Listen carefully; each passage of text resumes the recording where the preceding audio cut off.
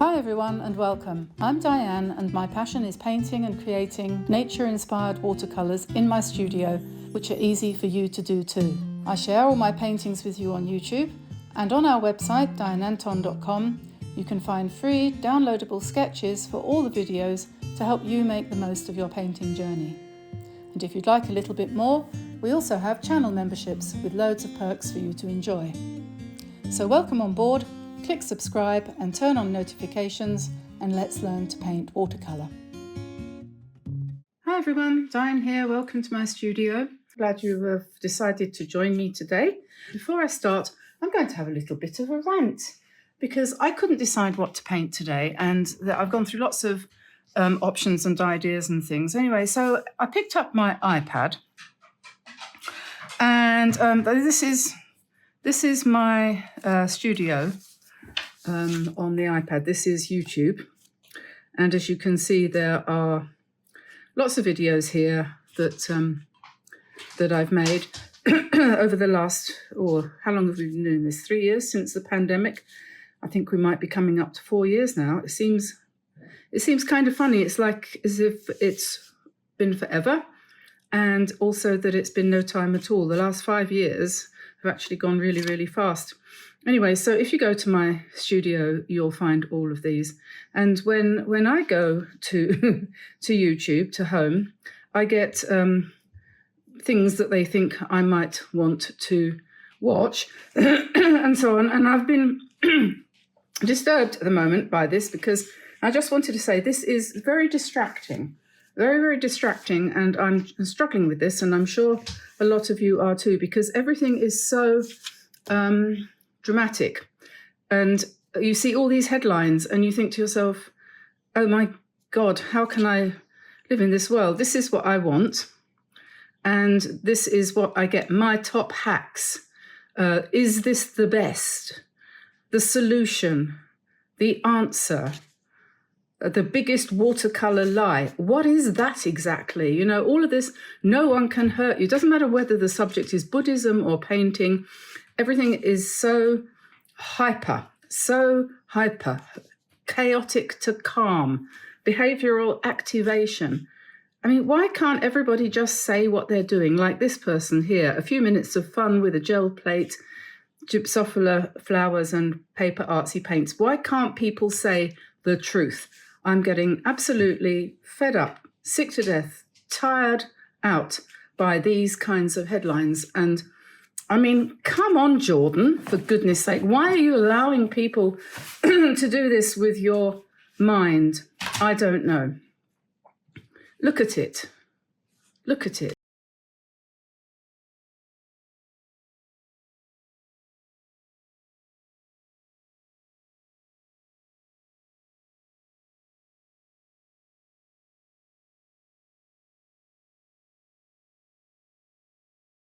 Really? I'm speechless. I don't know what to say. This is the world we live in. I don't want to be here anymore. But I am. And what we're doing is we are going to Diane Antone Studio, and we're going to say a quiet prayer, and we're going to try and do a bit of painting. This is my preferred viewing here. The former Dean of Canterbury Cathedral, a bunch of my paintings. And the prayer of quiet. Please, let's have a bit more peace and quiet. So I'm going to take that away, and I feel a little bit better now, but not much. So I turned to my 365 Days of Art in Nature book, which I recommend everybody to try using this book sometimes. And I haven't picked it up for a little while now. I think it's a few months. It might even be a few months. Might have been just before Christmas the last time I painted anything in here. But I was flicking back through it and kind of thinking, did I paint that? Not that they're brilliant. I don't mean that at all. Not did I paint that? Aren't I amazing? But did I paint that, or was that already printed on the page? It wasn't. This is me. This is what this book inspires you to do. I think that's hers, but this is mine. That's the view from where I'm standing right now, more or less. And then, I don't know, these trees. all sorts of little sketches and ideas and things that you have. This is my mountains in Canada, and this is Canada too. I don't know quite why I was drawing and row of birds. And these are line drawings of flowers based on this. This book is really good. It's very inspiring. Lorna Scobie, I have no affiliation with her. I think she might be English. That's mine as well, and this, and those. In fact, most of the things, this is something I painted. And this as, no, that's not, that's hers. These are mine. That's mine. Yeah, just looking through and thinking, yeah, this is interesting, isn't it? I like that. I'm going to put something on top of that. So the good thing is, bottom of this cat is mine, the top of it is hers. These are mine. Yeah, I don't know. Sometimes, though, I don't know what to paint. Aren't you the same? I mean, today I don't know what to paint. Then there are other days when I just sit down and I pick up a paintbrush and I just go for it. And then today I've got to go for it. I've got to do something. I don't know what to do. I don't know. And I look at this and I think I've used up all my paintings. I think I've painted myself empty. And that's a stupid thing to think, isn't it? I don't understand why I think that, but I do. And it's like, it's enough. It's enough. I've done enough. I think I must be getting old. I think I might be running out of motivation. I don't know. I hope not.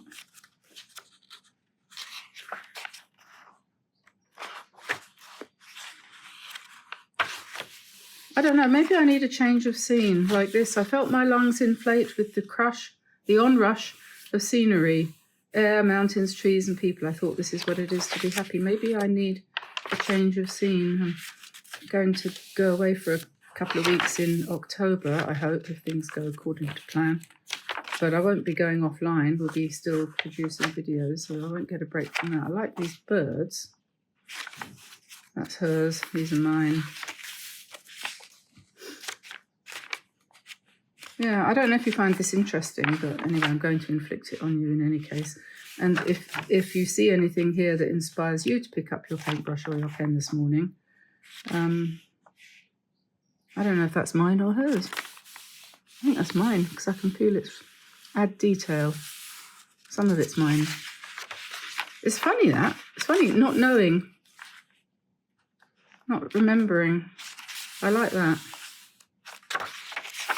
Fruit. Catkins. There should be catkins on the trees at the moment. Painting on black.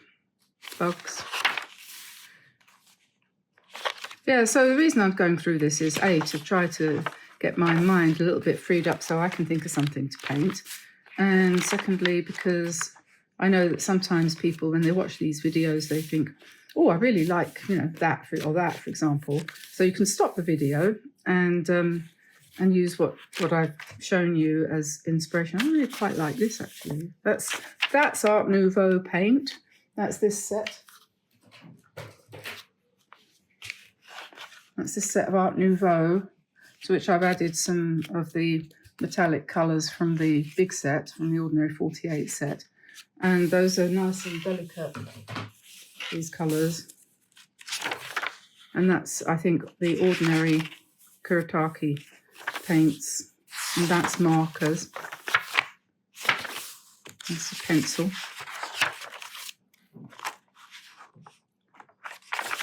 All sorts of different, these are markers. I've used the Poetique marker pens quite a lot since they gave them to me. They sent me a set of 96 of these, and they have been actually really useful for putting in little details at the end of a painting, or the yellow centre in a flower, for example. It's very helpful because it keeps it nice and clean, whereas when you use paint, chances are it will run, but those do actually do quite a good job of highlighting and details and things. I like yellow, don't you? But I'm not going to paint in yellow because yellow isn't popular on YouTube. I don't know whether it's the algorithm. You can call me Al, but yellow things don't don't show up much on the internet, so people don't seem to like it. I'm going to use a sheet of Mead and paper. This is cold press, 100% cotton, acid free. In my opinion, this is as good as it's going to get. As far as I'm concerned, I don't need anything more special than this. This is a bookmark I made earlier. I don't know. I still don't know what I'm going to do. I'll drink a drop of coffee. I don't know what I'm going to do. I have a palette. I have my Kuretake set of 48 paints here because, you know, these are probably the most forgiving of the paints that I possess. The only problem with them is that they don't fit onto my screen, so you can only see one row of colours at a time. But what I'll do is I will raise the camera. So what shall I do? This month is Flower Month, as far as I'm concerned. This is Flowers of the World. So that's my challenge for the month, is to paint every day a flower or two. But there are days when you don't really feel like you want to do all that much in the way of detailed painting. But what I'm going to do today is I'm going to use my Craftamo brushes for the set that I know quite a few people have bought. I think there are still a few left. So if you want them and you haven't got them yet, you can still get them from Craftamo. I'll put a link underneath the video. When they are gone, they'll be gone. That'll be the end of that. There's the two, limited edition releases. The first one sold out in a matter of hours. The second one obviously takes a little bit longer, and I think there are a few left, but only a small number, single digits probably now. So if you're interested in having this set, which is a very, very good basic set for everything you'll ever want to do in painting. This is a mop brush. So that's great for putting washes loosely on. This is a large flat. This is a 1-inch flat. And you can use that not only for putting on washes, backgrounds and things, but also for doing straight lines. And you can use the corner of it to paint with as well. If you're doing a fairly large painting, perhaps this size or bigger. Then we've got a size 4 round, a size, what is this? 12 or something. I can't remember. It's not written on this one. 14, sorry. 14. And this one is therefore, I can't see it. 7. And this is a 4. That's right. 7, 4, and 12 and 14. And this is a cat's tongue, which is a nice brush for doing flowers. So we'll probably use that today. So I'll put those there. And we might use some of them. Okay, now what colour do I feel like painting my background, or what do I feel like putting on here? I don't know. I need to start, otherwise everyone's going to wander off and decide that they're going to actually declutter their house. We wouldn't want that, would we? Let's paint some, I really don't know. What about pale blue? I don't know, pale blue. Let's start with pale blue. And when you actually put something on the paper, you begin to think of things. That's what I find anyway. And first thing that, because I'm thinking flowers, I've done this, and I'm now thinking bluebells. You know, so I'm thinking bluebells. I don't know if you have bluebells where you live. We don't have them here in France. We have foxgloves and other things, but we don't have bluebells, which is a shame because they are really very lovely flowers. But anyway, whatever. So I'm going from bluebell blue to a nice green, maybe mix that with a bit of blue. And at this point, I'm using the cat's tongue brush because it's a nice combination of flat and round, really, I suppose you could say. I'm just picking up the colour that calls to me. I refuse to say that I'm craving it, but maybe I am. I don't know. I'm not going to be that self-centered. I'm just picking up whatever appeals to me as I go along my set of paints. We have green here and blue. We seem to be focusing on greens and blues, and I think at this point I should start to change back to violet. So we'll go for a little bit of grey as a transition, and then we'll come into some mauve. And perhaps we'll go back to the blue, the light blue. And this paper doesn't dry very quickly, so it's quite nice. You can actually still move the paint around even after a few minutes of painting, and you will probably get a certain amount of bleed back. You know, a line like that might occur, but you can just think of that as being inspiration for your mark making that you're going to put on top. Don't hesitate. I find when I hesitate, I make mistakes. He who hesitates is lost. I don't know if that's from Shakespeare or the Bible. Probably both. Okay, so that's the background. I'm not going to try and smooth it out. I like the way that's all kind of swaying and swirling and things like that. And this is what I call intuitive painting. I know that's not my expression. I didn't make that up, but people do talk about it. And I think this is, for me anyway, this is what intuitive painting is. It's when you just paint intuitively and just do it. I have no plan whatsoever. I have no idea whether I'm going to paint flowers or whether I'm just going to paint shapes. I don't know if I'm going to do mark making. I have absolutely no plan whatsoever, or even an idea. I don't even know which way up I'm going to use this piece of paper. I could turn it round if I wanted to. I could at this point, I'm just thinking I could drip water onto it to make blooms. I don't know whether I want to do that, or drips of paint, but that might not be a good idea. I don't know. So what I'll do anyway is dry it and then do the next layer and see what happens then. So I'm going to whack the hair dry on it. Okay, so that's dry now. And I'm just going to look at this book with you, this one, Earth Colour by Emma Burleigh. Again, I have no affiliation with her. But sometimes I pick up these books and I use them to sort of, get started, as that's what they're for after all. And I've opened this one at random and it's come up with something which I think is quite interesting. She says this is day 6 of her course, and I recommend this book actually because I think it's been quite an eye-opener for me. I haven't followed it religiously or anything, although I probably should. I really would like to. If I had a bit more time, I would. But anyway, so I'm on day 6 at the moment with you, and she says, today we'll attune to the lines of the land. Begin by taking a walk or engaging with nature in your preferred method. Well, I'm not going to take a walk because I have to be here in front of the camera, but I can see nature out of the window, and I know what's out there because I've been there lots of times before.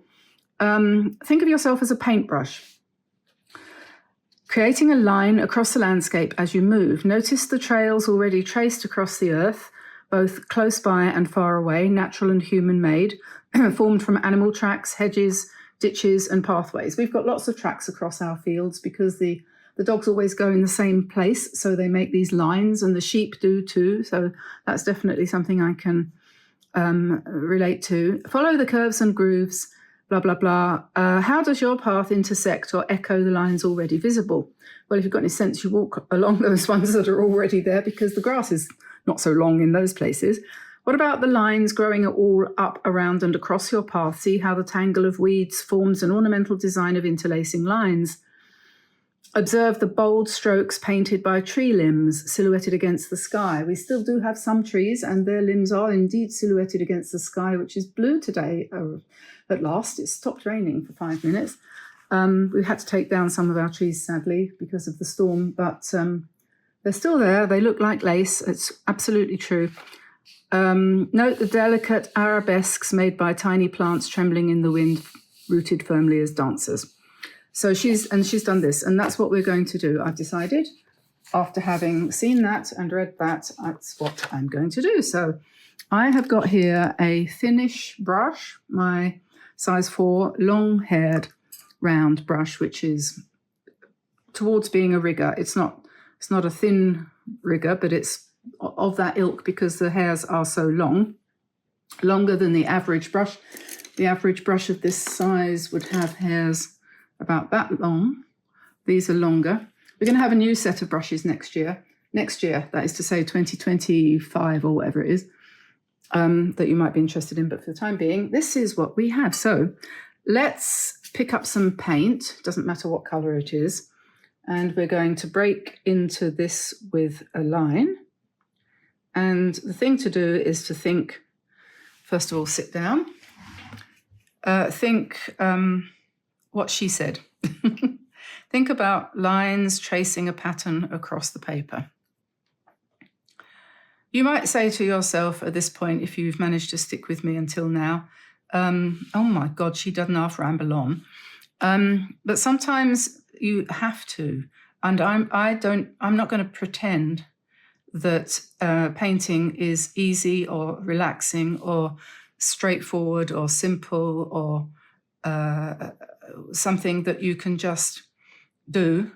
And a lot of you I know have said to me, I haven't painted for months, I haven't painted for years, I've never painted. And I can understand that, because it takes quite a lot of courage, and it takes time, and it takes effort. And sometimes we haven't got that, have we? And there are days when you just don't know what to do, so you don't do anything. And I'm really lucky because I have started this channel, I'm committed. I ought to be committed, somebody might say. But I'm committed to doing something every day. Every single day I have to do something, whether it's a video recording for a short that I then turn into one of those 1-minute wonders, which YouTube in their wisdom has inflicted upon us, much to the great destruction of mankind. I'm not at all happy about the way they affect our brains. It's awful, but it's there, and if we want to make a living, we have to do it. And yeah, I've spent a lot of my life refusing to do what everybody else was doing. I wouldn't conform, and that can be quite harmful to the bank balance and so on and so forth, as many of you probably also know. And so this is a big compromise for me, to actually do what I'm told by YouTube in order to be able to, first of all, reach out to you, and secondly, to pay the bills. And the bills are getting bigger all the time. We've just had a message from our electricity provider, EDF, in France here, telling us that the bill will be going up next year again. It's already more than double what it was before the pandemic, before the war in the Ukraine, which, if you believe what you now are hearing online, was not necessary, is not necessary, I don't know, whatever. No, we don't want that. I'm going to get rid of, because I don't want that. No, wipe that away. What I did want was a sort of brownish colour. I hope you can see this. Yes, you can. A sort of brownish colour mixed with a bit of green to soften it up a bit. And then I'm going to come down from the top here.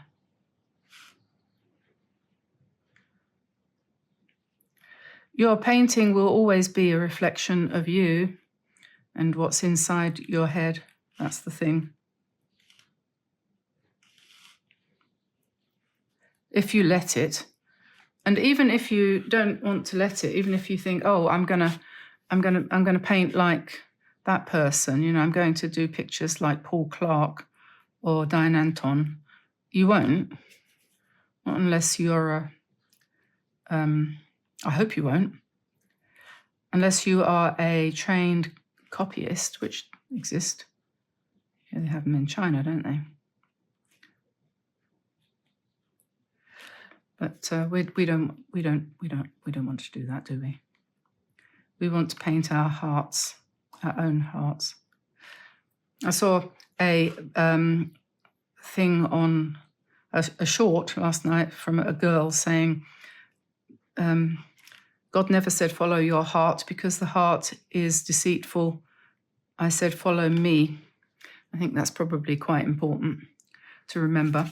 Whether or not you believe in God, you need to remember that your heart is deceitful. And I've learned that over the years, my goodness me. You think you're doing the right thing, and you're not. It doesn't always work out when you follow your heart, does it? Sometimes it does. But say a quick prayer to the universe, and with any luck, your painting will work out. Like our experience with our cockerel. I don't know if you remember, we rescued a cockerel a little while ago, Remy, we called him, and we put him in a safe place. And then the other day, what happened was he was let out. Tamsin let him out while she was feeding the cat, and he was just there, just by where he lives. And a farm dog came up the hill unexpectedly, and the next thing she knew, the dog was chasing the cockerel and caught him and grabbed him. And there were feathers everywhere, and the cockerel was screaming his head off, all terrible. And so there were feathers everywhere, and she thought, well, there's no chance, he's obviously dead, because there was feathers everywhere, and the dog ran off, and the cockerel was in his mouth. Anyway, so we had a very sad few moments while we mourned the loss and prayed for his soul, you know, and regretted the fact that we tried to rescue him and it had failed. And we'd done this with the best of intentions, and yet we'd managed to let him down and all of that. Anyway, about half an hour later, there was a knock at the door, and there were two young lads standing there from the farm opposite us over the road. And in their arms, they had Remy the cockerel. And I thought at first, oh, they've rescued his body and they've brought him back because, being French, they probably think we want to eat him. But no, he was still alive. Somehow, he'd escaped the jaws of the dog and had run down the hill into the farmyard where these young lads, they're only sort of late teens or something like that, had rescued him, called off the dog and rescued him, and realised that he must have come from us. And so they'd brought him back. And I thought, well, that's, talk about the answer to a prayer. My goodness, that was amazing. I mean, really, I was sitting here in the studio thinking about it and thinking, I wish that hadn't happened. I wish he hadn't been killed. And he hadn't been. Isn't that amazing? We are still in a state of amazement, honestly. We can't believe it. So thank you, God, for that. That was just unbelievable. I hope that you're enjoying this process of me putting leaves on paper using this brush. This is a really good way. I'm going to talk about art a little bit now, which you might find boring, but anyway. This is a really good way to practice your brush skills, because you'll find that the brush doesn't necessarily go exactly where you wanted it or thought it would go. and the lines are going to be thicker than you might want, and the brush might do something slightly different to what you would like, but that's okay because you're practicing, okay? And I'm not looking at what I'm doing in the sense of I'm only looking at the actual thing I'm painting at the time that I'm painting it. I haven't looked at the overall effect yet. And that's kind of a little bit of a technique that I've developed myself over the years. I don't really watch my overall design until I have got close to where I think I really need to evaluate it. I don't look at the whole thing. I don't know if you know what I mean. Maybe you do the same thing. But a lot of people are constantly going to the whole thing and saying, oh yeah, I need to do this or I need to do that. But I try not to do that. I try to just do whatever comes off the end of my brush.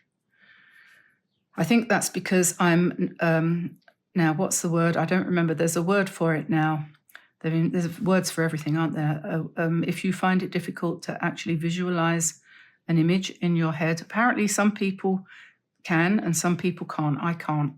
I can't see what something is going to look like. I can't imagine a color accurately. I have a rough idea of what red is, but I can't really see it. I've forgotten what the word is. Somebody will tell me, I know, but I do know it and I can look it up. But I found out about it a little while ago. It's quite the trend at the moment. You know, if you're not autistic, then you're aphantasia. It's called aphantasia, that's right. And yeah, I am an aphantasiaistic.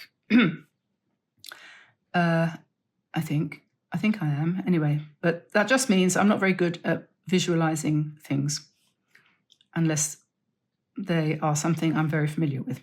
I always remember when my mother died, feeling really bad about the fact that I couldn't remember what she looked like. Even though it was quite a recent thing that had happened. And it turns out that's because I didn't have the capacity to do that. So I don't have to feel so bad about that now.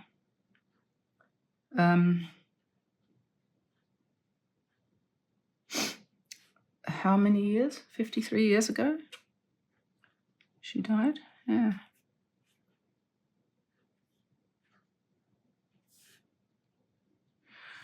Yeah, it's something you don't necessarily ever really get over. And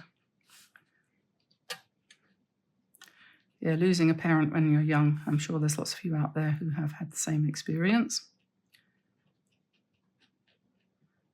It's hard, but there we are. These things are indeed sent to try us. So we're getting quite a nice background here of lines.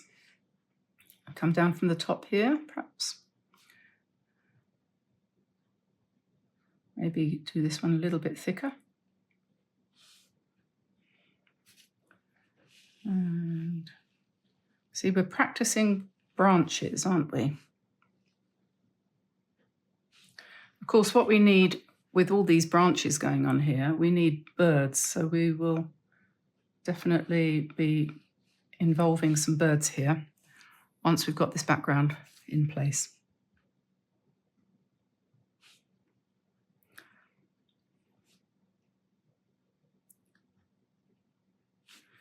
I'll put some more leaves up here too. I'll do something a little bit different.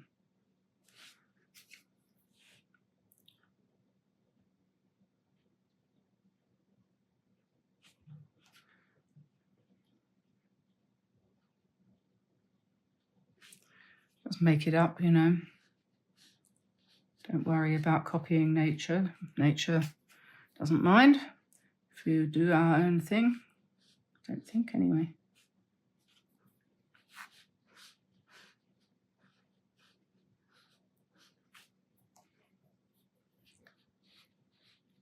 I usually get to about this point in a painting like this and I think to myself how nice the paper is, because this is cold press, £140, 100% cotton, Meaden watercolor paper, not terribly expensive. We do get a little commission for this. If you buy this from their website, you get an extra 10% off if you use my code Diane10, and we get a little commission as well. So, but I do heartily recommend this. It's good paper. Can't really go far wrong with this. Some people say they don't like Meaden. Don't know why not. It's the same as everything else. Paul Rubens and all the rest of it. They're all the same. They probably all come from the same factory, but they definitely all come from the same country. And I bet they use the same technology. Even Winsor & Newton nowadays, their Cotman paints are made in China. Right. Okay, so we have a background now. That took a little while, didn't it? I don't know how long. Let me look. It's 37 minutes I've been wittering on. So now I want to put some birds in there, I think. And yeah, so I think I might use a slightly shorter brush, a littler one, because the birds, I need a little bit more control. And maybe I'll use this Princeton Aqua Elite. No affiliation there. It's just a nice brush, actually. I quite like these ones. I prefer it to the Neptune because it's a little bit, whoops, got some paint stuck in there. I haven't cleaned that one properly. Yeah, the hairs are a little bit firmer than the Neptune, so for my style of painting, but everybody, you know, that's why they make so many different sorts, isn't it? Because everyone's different. So let me see, what shall we do? Some birds. I'll look in my book and see what I've done in here in the way of birds, maybe. We've done a lot of birds, haven't we? Oh yeah, flying birds. That's a good idea.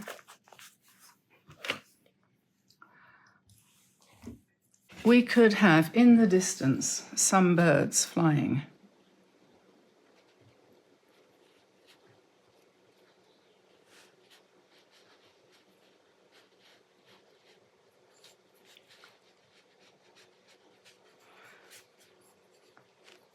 And just do them nice and lightly.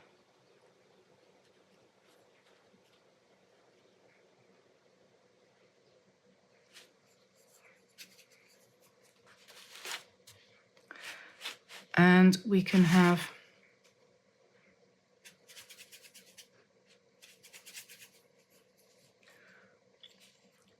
others coming in from the side, for example.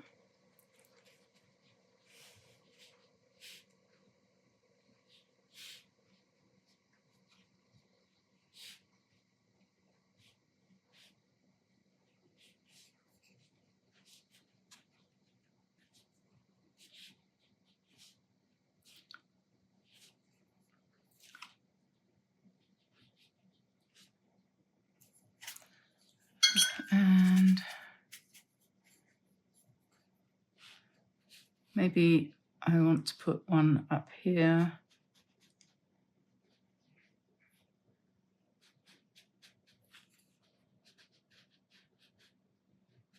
Standing on the branch.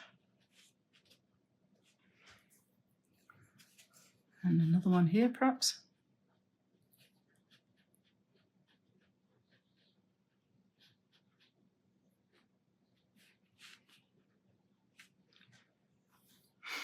And you can populate your entire painting with birds if you want to.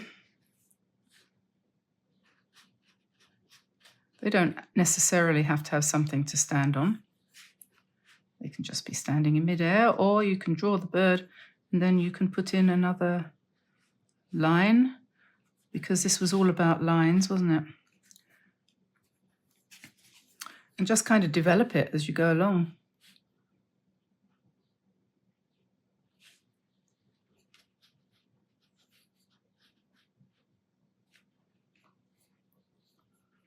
And use a kind of grey colour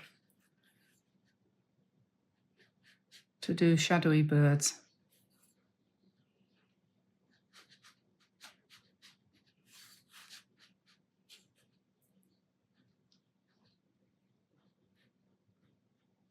If you don't have too much of an idea about what you're doing and just let the bird grow, you know, it can turn into anything really.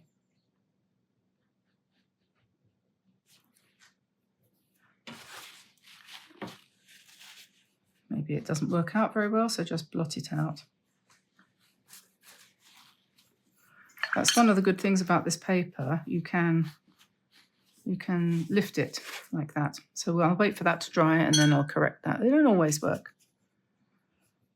They do not always work. I find it's harder to do them with their beaks pointing that way. You'll notice that most often I do my birds facing left. I find that easy. I don't know why.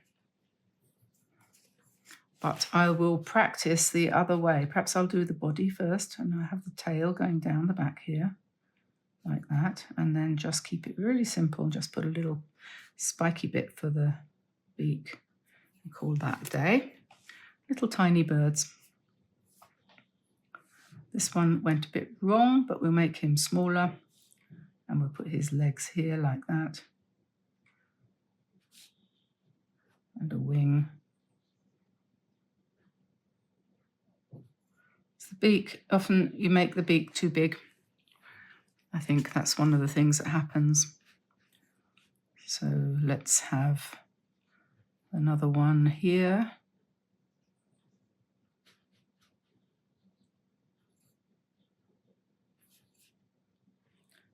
This one wants to go that way. Sometimes they just decide which way they want to go.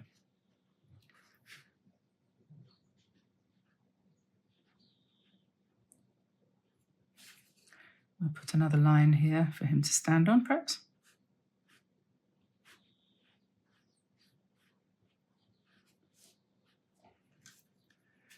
And we can have a lovely complicated network of lines running through the whole thing. That one's joined up now.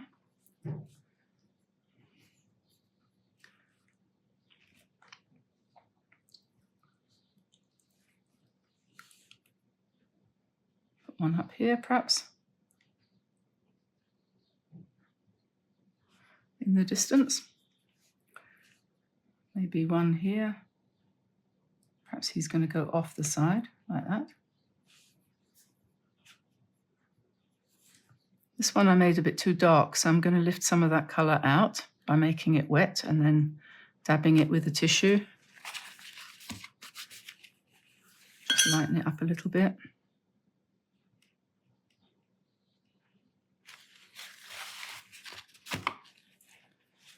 That's better. And you can just carry on using this neutral colour. Nothing wrong with that.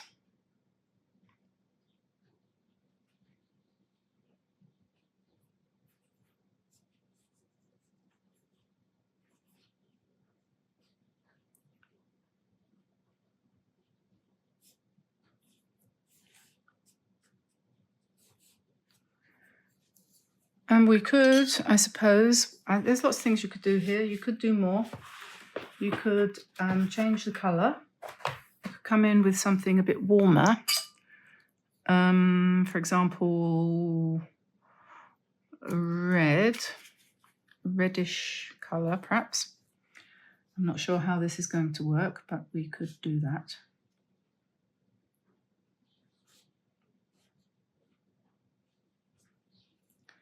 To sort of warm it up a little bit.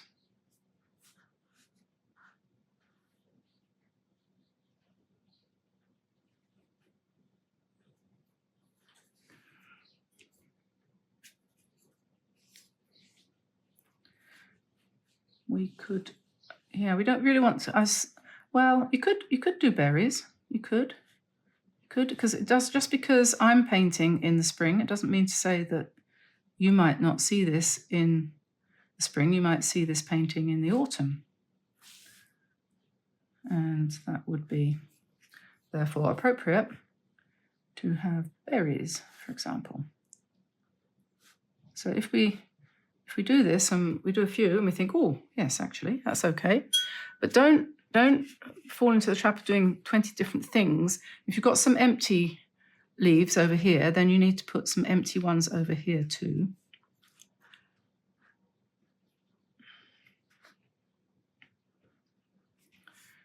Okay, so we'll do that because that has to balance, it has to repeat.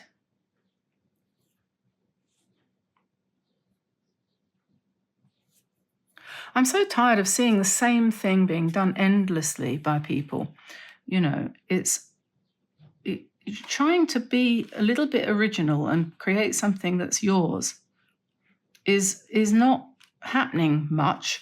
And I think that's a pity. We were taught at school, we were taught not to copy, we were taught it was absolutely frowned on.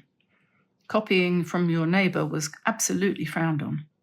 And nowadays, everybody's copying all the time. And I was listening to Christy Rice the other day talking about what people are calling dupes, which is rip-offs and copies. And it's just, my God, you know, crying out loud. If somebody has a good idea, you don't go and do it yourself and then try and make money out of it. And she was saying that people had taken her brush ideas and were copying them and said, you know, Chinese rip-offs and stuff. And yeah, that's bad. That is super bad. I don't know. But it must start in school.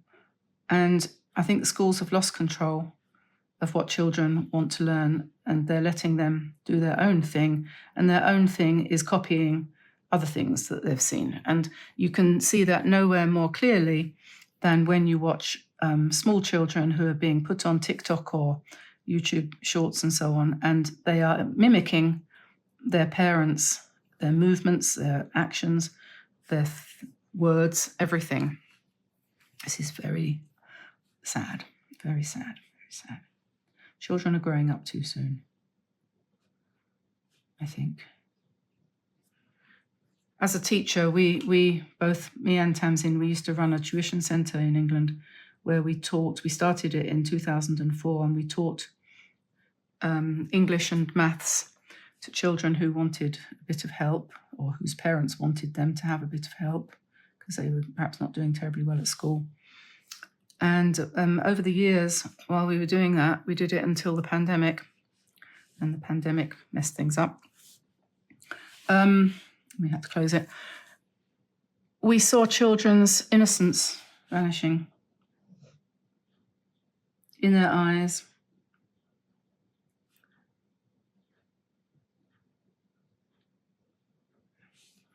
And in the end, I was glad that we had to give it up.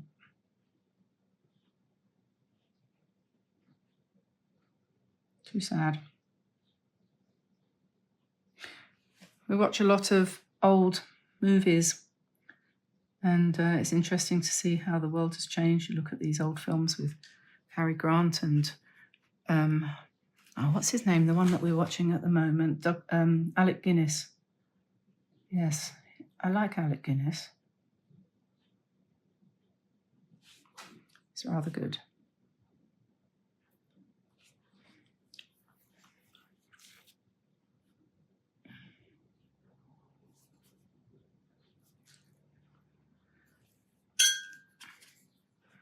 I'm going to fill some of these in because I don't think that they should be empty.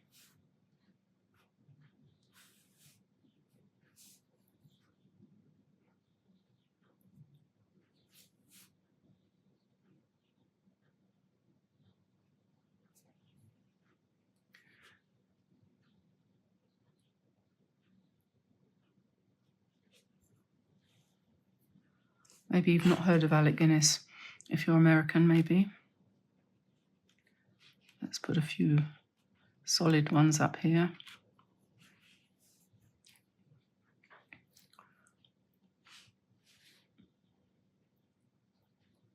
We could have a bird coming down like that, maybe.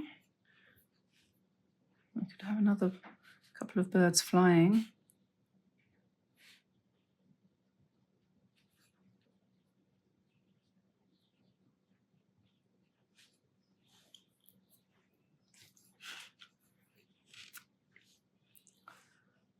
think I'm getting to the point where I'm beginning to think that I might have done enough. That's another thing she says in this book, this lady, what's her name? Emma Burleigh. She says, try to recover the knowledge, the understanding of when something is done, which she says children have this intuitively, or maybe they do, maybe they don't, maybe they did, maybe they will. But children have a sense of when their painting is finished, often that we lose as we get older and we try to control things more. Perhaps we think too hard. And you could carry on with this and do a lot more if you wanted to. There's lots of places where we could add extra colour. And I've just done one shade of pink.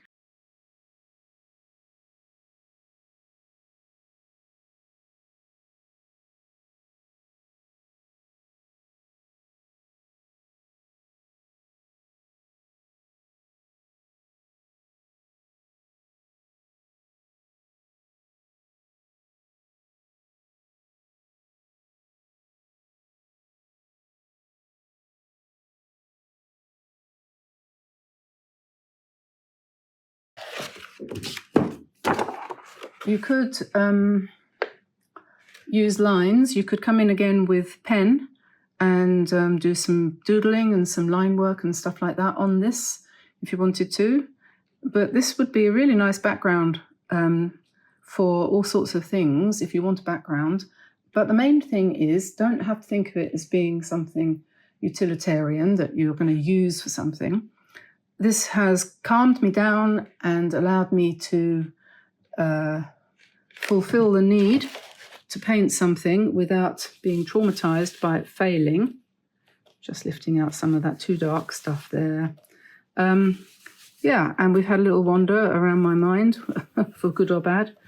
And so there we are. Don't forget to like and subscribe if you enjoy my channel and my attempt to help you to learn to paint, and my attempt to comfort people a little bit in this crazy world we live in. And yes, please subscribe.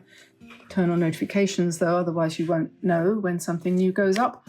And if you want to become a member and support us, you can do that from $3 a month. If you either join on, you can join here on YouTube, you can join on Patreon, or now you can actually join on Facebook. Facebook has a subscription system which was just started a little while ago by us. They gave us permission. So you go to the Facebook page and you'll find out, if you go to Diane Antone on Facebook, you will find an option to join. So there's that. I will let you go now. Stop bothering you. Information about paints I used and everything else that I talked about is in the description below. And I'll say bye-bye for now, everybody. Bye-bye.